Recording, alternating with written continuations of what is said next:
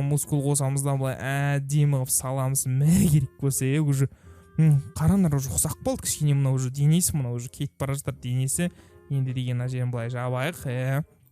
Арасы деген осылай негізі осылай жабу керек арасын. Мына уже көрдіңіз ме, качок денесі мына жерін кішкене ашылып тұру керек екен, біліну керек қой. Жоқ, тоқта, мен түсіндім да. Мына жерге аламыз да, мына качок денесінің арасына. Жоқ, качок денесінің арасына 3D болып қалсын, просто осылай екі пресс, сосын мына жерден тұрамыз да, тік. Ой жоқ, мына жерден тік, екі прессте мына жер ашық қалсын да.